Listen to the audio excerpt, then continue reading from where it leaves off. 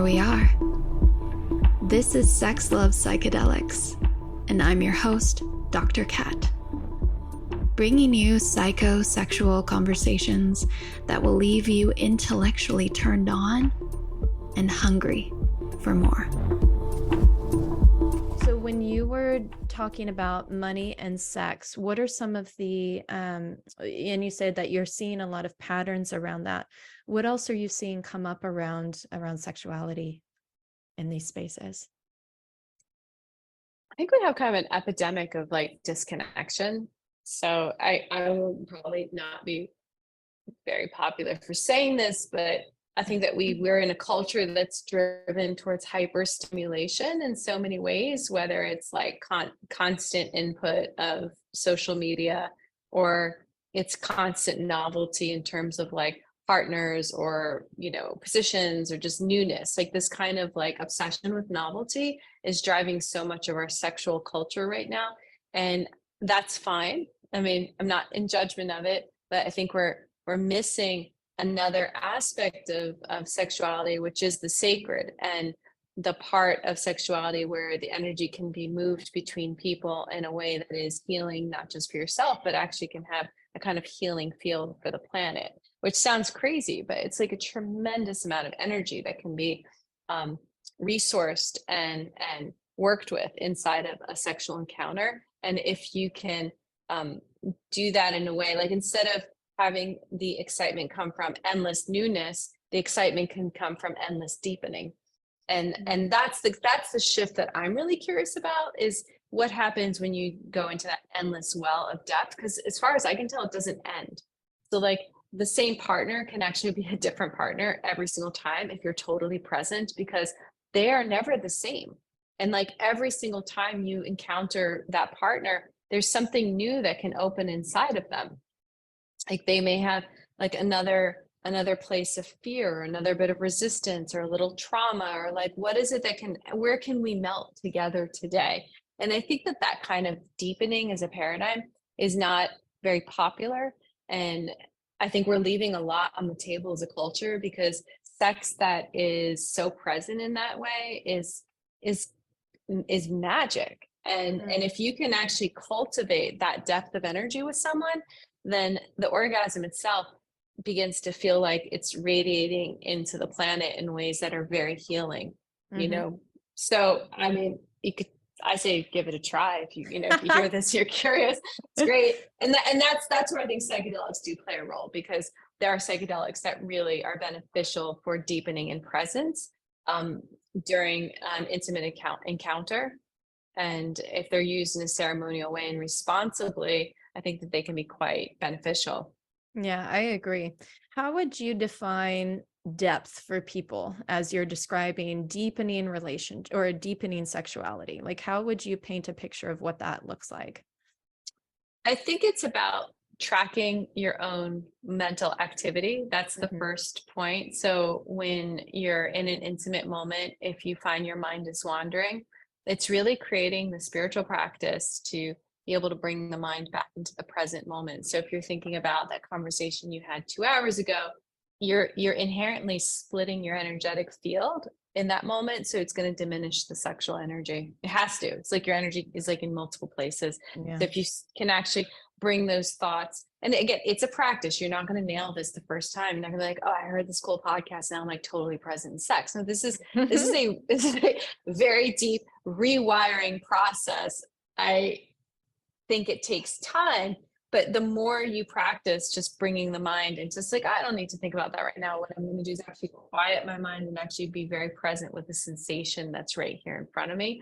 I think that's part of deepening, is the quality of the presence. I think the other part of deepening is the quality of permission. So the permission is, how many times have you been in an intimate moment with someone where it doesn't feel great, but you keep doing it anyway, right? Where you're just like, I don't want to be too high maintenance, or I don't want to be picky, or it seems like my partner's enjoying this moment, so it's fine.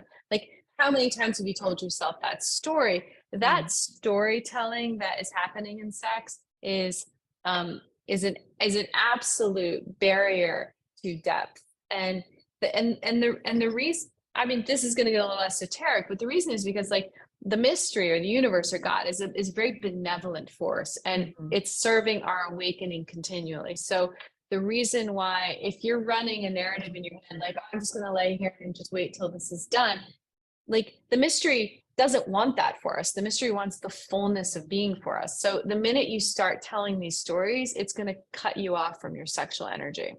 It's like a perfect design, because that way you start to feel numb. I'm sure you meet many people in your practice that say that they're feeling numb during sexuality. I see it a lot in my practice. And so if you're feeling numb, you want to go deeper, guess what you have to do? You have to tell the truth. You have to start telling the truth. So you're becoming present, and then you're telling the truth. And you're saying, wow, like, do you mind if we take a moment? I feel numb. Do you mind if we take a moment? I'm disassociating. Do you mind if we take a moment? I'm having some pain. I don't feel present right now. I'm flooded. Can we take a pause? I'm flooded. And you want to be with a partner who's like, oh, of course. Like let's just be in it. And the willingness to be with that numbness, because like when you're in a moment where you feel numb, the tendency is to be like, this is never going to get better. I'm going to be numb forever. I'm probably broken. Like, how many people are like saying like, I'm broken sexually? The whole rest of the world seems like they're having great sex, but I'm broken and this will never get better.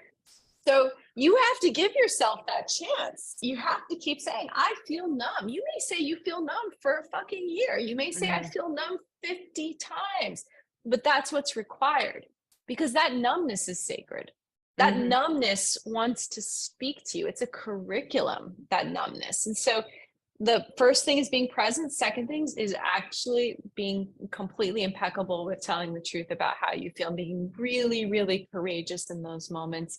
Don't be afraid that you won't be loved or you won't be wanted. You don't want those partners anyway. They're not good for you. So get rid of them. You might as well.